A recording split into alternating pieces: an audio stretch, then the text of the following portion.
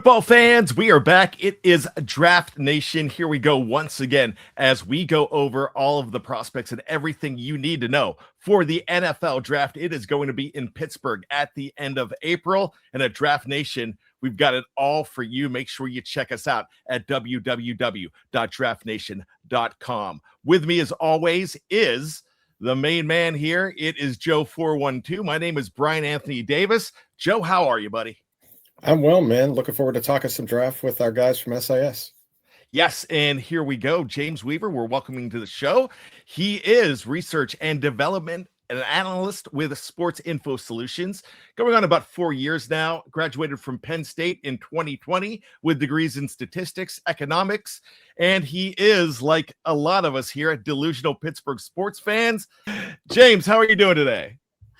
Doing good. Happy to be here. Thanks for having me along. I can't believe we're already here sitting at the mid to end December and we're talking NFL draft again. I'm excited to talk about some of these prospects and especially excited to see what some of these big names do in the college football playoff. Well, especially you being from Penn State, I'm sure there's some running backs you're looking at. But first thing first, who are the favorite players that you're tracking this year for the draft? Who do we expect to see in the podium? Doesn't have to be day one, but who are you most excited about with good fits?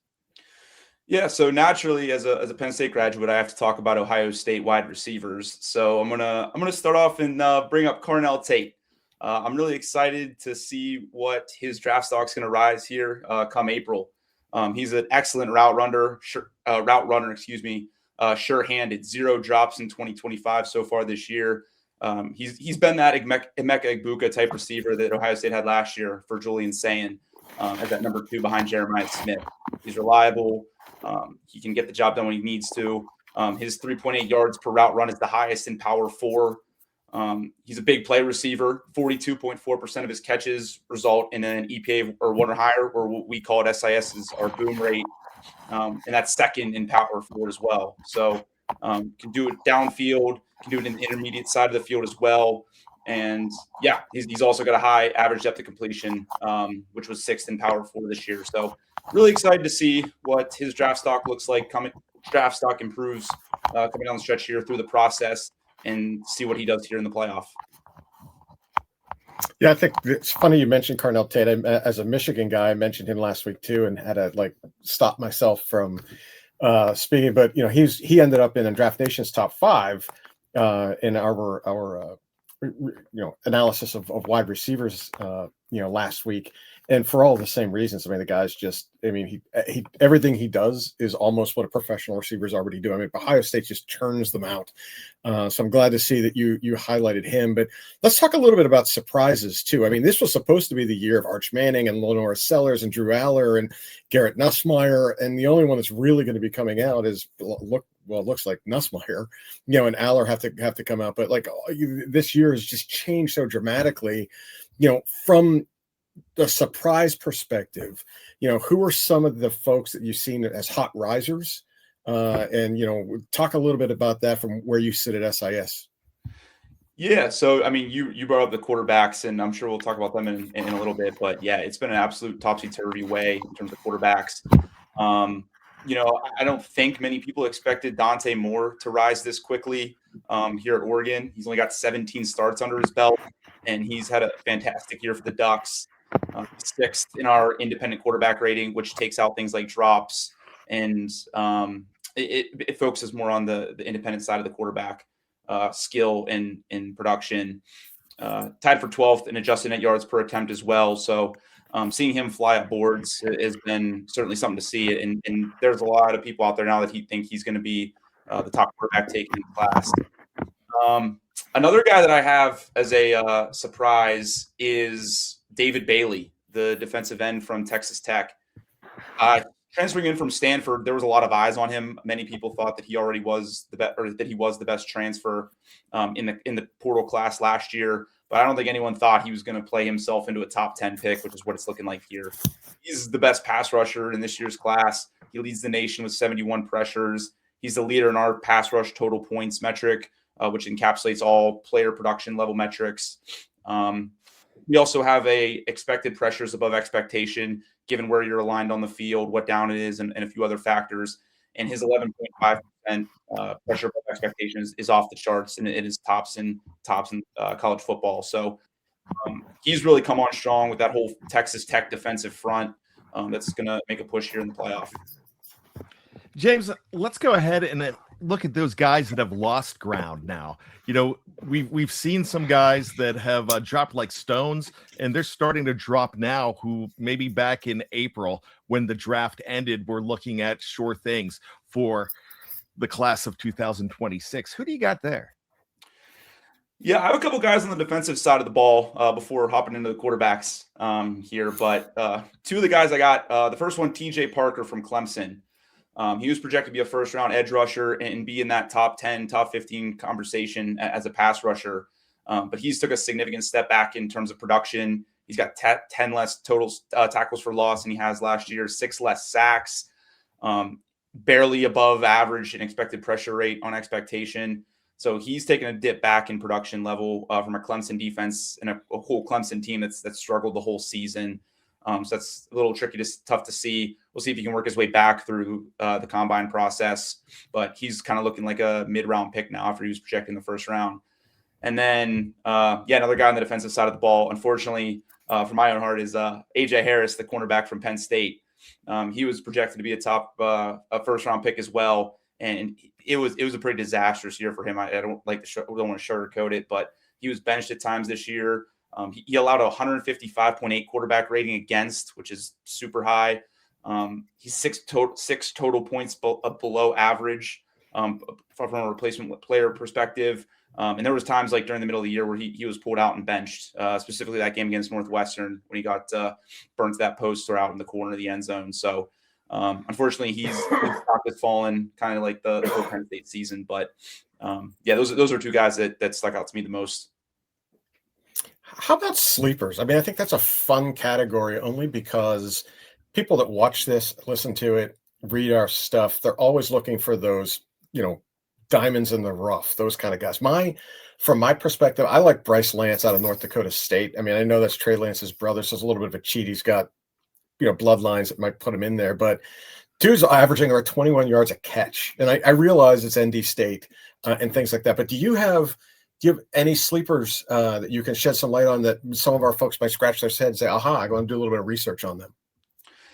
Yeah, it's two guys, but they're probably a little bit more known. They're probably guys that we thought coming into this process that might have already been able to rise up the ranks, but have kind of leveled out or not made that big of a jump as what you might have thought. I like kind of look at these guys, look at these sleepers in terms of like their athletic ability and seeing what they can do from an NFL process. And again, looking on the defensive side of the ball, first guy from LSU, Harold Perkins. He had a really good freshman and sophomore season, and they were kind of flip-flopping him around between being an edge rusher and an off-ball linebacker. His junior year, he had a season-ending injury and has played a little bit better this year. They've been utilizing him more in a hybrid star role. They can bring him off the edge with pressure. They can drop him back into coverage, and he's got that rangy sideline to sideline speed that the NFL is looking for in terms of this position. So right now, there's not many. I don't see a big discussion point for him, but I think he can work his way up through the process. And if he still is even drafted in the 3rd or 4th round, I think he can get on the field pretty quickly for a team. And then also on the defensive side of the ball, a guy that was supposed to be a first-round pick and it's kind of been fallen down a little bit is Dani Dennis Sutton from Penn State. I've seen him now around the 2nd or 3rd round range, and he's still put up a pretty decent year. Not that first-round production that everyone was kind of hoping for, but he was still tied for 5th in pressures in Power 4, a 7% pressure above expectation, which puts him in the top quarter percentile of college football. So you've seen his freakish athleticism with the interception against Notre Dame last year in the playoffs. He's got a relentless motor. You see him just absolutely chasing down quarterbacks, chasing down guys that are faster that you would think would be faster than him. And he's making plays from behind or trailing guys down from behind and relentlessly bringing them down. So those two guys are ones that I had my eye on. James, as a fan, the first draft that I really paid attention to was 1983. And that was a major quarterback draft as everybody talks about. I remember a lot of people forget John Elway drafted by the Baltimore Colts and said no, no, no. And next thing you know, he's traded for Chris Hinton, a couple draft picks to the Broncos, and the rest is history. Well, this quarterback class was supposed to be epic. Where do you rank this class now in history as far as what it looks like? And where does it look like just opposed to maybe about 6 months ago? Yeah, I mean, 6 months ago, you're right. We're talking about kind of one of those all-time classes, right? Like this 2024 class that came down with Caleb Williams and Jane Daniels, Drake May, to the class with which had a lot of hype with Trevor Lawrence, Justin Fields, and those guys in recent history. Now it's kind of crazy that we're really only looking at like a top 2, maybe top 3 guys that are going to be kind of going in this early first round between Dante Moore, Fernando Mendoza, and maybe a Ty Simpson. But yeah, the drop from grace from Drew Aller, Cade Klubnik, Garrett Nussmeier, it's kind of hard to watch. I've kind of, from listening to some different podcasts and different other media outlets out there, I've come to the conclusion that maybe like from a recruiting standpoint, these were the guys that their senior years were during that COVID season. So there wasn't like a full blown like recruiting effort into these guys, and teams couldn't do their full due diligence on them coming in. So they had to kind of go with what they had from the eye test and some different video aspects and things like that. So it's tough to see. I mean, all 3 of these guys had such promise, and they still do. I mean, these guys are still you're going to get drafted mid round. Get them to a team that already has some pieces in place, and you get them around the right system. I mean, Klubnik, he's got the athleticism to run around, make plays. His IQR is still lower than what you'd expect, or than what you'd like to see, but he's still pretty accurate. 14th in the country this year in his on target percentage. So he's a name that could still come out of nowhere and do something strong in the middle rounds. Drew Aller, it's unfortunate what happened to him with his ankle. And he was always a guy that, from a Penn State offensive system, they probably played him a little too safe. They always talked about the tight end to interception ratio. And he 61 touchdowns to 13 interceptions through his career is really good. But, an 8.5 ADOT from his last full season in 2024 is middle of the road for sure. So I'd like to see him get to a system where they allow him to throw the ball downfield a little bit more, take some more chances, take some more risks. And with that big arm that he has, if you can get that a little bit more accurate, that'd be good to see. And then, Garrett Nussmeier, LSU kind of just fell. He's going to have a long road up to turn into something special. But so enough of those guys. Over to the top guys now. I talked a little bit about Dante Moore being my riser. Fernando Mendoza, we'll hop over to Mendoza here for a second, but Mendoza was first in the country in our independent quarterback rating, tied for second in adjusted net yards per attempt, third in accuracy with an 80% on target percentage. He's improved every year since he came over from Cal, and even at Cal, he would improve from his freshman to his sophomore year and his sophomore to his junior year. So he's had obviously a fantastic year with the Hoosiers, leading them to the number 1 overall seed, leading them to potentially winning the college football playoff. And he's gonna be a guy that's gonna interview well in this process. Everyone knows from his speech and the way he talks and conducts himself. He's gonna be a guy that's gonna be floating around this top 10, top 5 discussion going into the draft. So I'm going to ask you to play Nostradamus here for a second. We're going to call you Nostra Weaver.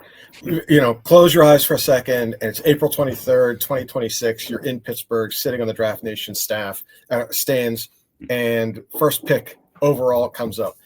Who's it going to be this year? I guess it just depends on who you like, because I think there could be 5 or 6 names there. There isn't that one that just pops away. Maybe Mendoza, but or a Dante Moore. But what do you think? Yeah, so I was looking at the draft order currently as it stands. Obviously, this is very subject to change. So right now, we got the Giants picking first, then the Raiders, Titans, Browns, Jets to round out the top 5. And the Giants right now, you wouldn't think that they need a quarterback. And you look at their defensive front right now with Kayvon Thibodeau, Brian Burns, and they just drafted Abdul Carter last year. Those are the kind of the 2 positions that you're looking at saying, all right, well, if you're going to pick someone first overall, those are the 2 you're going to look at. So if this holds, I would expect them to try to trade out as quickly as possible to a team like probably the Jets inner New York trade to get up there and grab the quarterback of Fernando Mendoza with the first overall pick. I was back and forth between Mendoza and Dante Moore, being the quarterbacks that they are, and quarterback-driven league, their teams are going to trade up for those type of players. So I think you have those quarterbacks that can be taken early this year. So I think one of them trades up with the Giants, drafts Fernando Mendoza. I'll go with because of more of his pedigree, more of a stance that what you're getting from him at this point. He had a best year in college football from a quarterback perspective.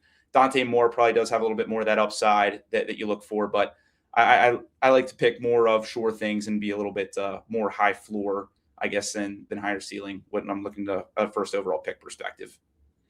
All right, fantastic, James. Any final thoughts before we take off here on what you think is going to shape up in just the next couple weeks to shape the draft? Yeah, I think, I think Ohio State probably does get their revenge against Indiana, whoever they face coming down the road. So those players, Carnell Tate, we didn't even talk about Arvell Reese as well. What a rise he's had. He was going to be my third guy that I talked about on the risers perspective. A projected late first round pick at the beginning of the year. And now he's looking like guys like Micah Parsons and the Abdul Cars of the world that you can line him up wherever, and he's going to make a play and do what you ask him to do. Third best in the country in average tackle depth, tackles for loss on run defense is top 15. And then from a pass rushing perspective, top 15 in pressure rate, top 25 in sacks. He's just a guy you can line up wherever you need him to, and he'll make a play. Another one of those true rangy athletic linebackers that needs to fill out a little bit more on his stature and size from the weight room perspective. But once he does that, he's going to be an unbelievable player. He'd be the one that I would say right now, if it's not quarterback going first overall, it would be Arvell Reese, which is kind of crazy to say after everyone was saying that, the best player on Ohio State's defense was Caleb Downs coming into the year, and he's still potentially going to be a top 5 pick too. So with all these guys littered all over the place, I think they're going to be solid.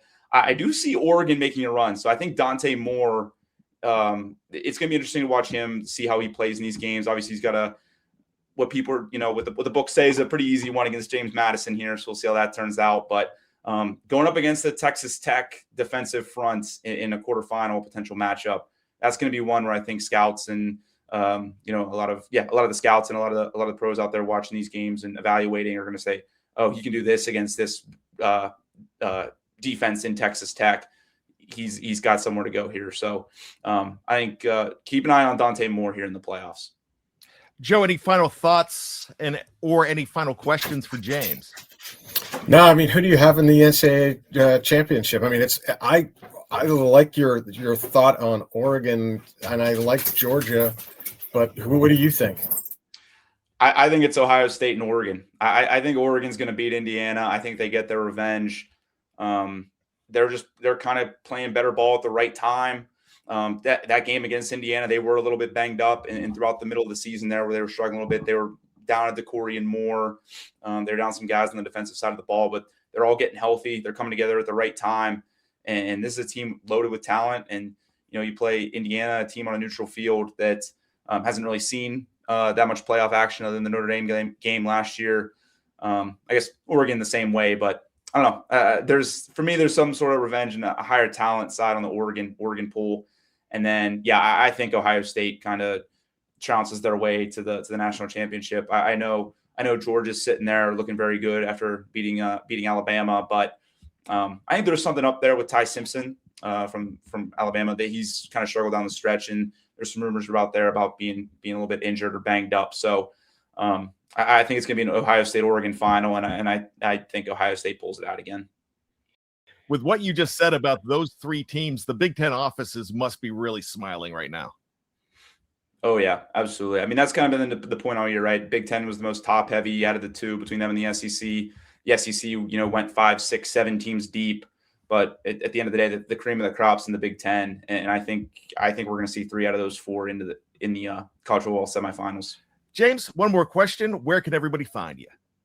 Yeah, you can find me on X at J_Weaver97. And please also take a look at our website, sportsinfosolutions.com, where we have all of our articles, all of our content posted there as well.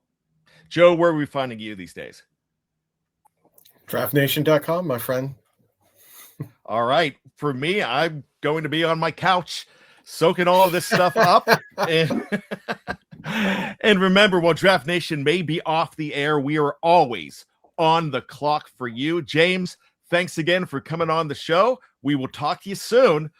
Once again, it's Draft Nation. And remember, no matter where the weather is and what the forecast says, it's always drafty here at Draft Nation. We'll see ya.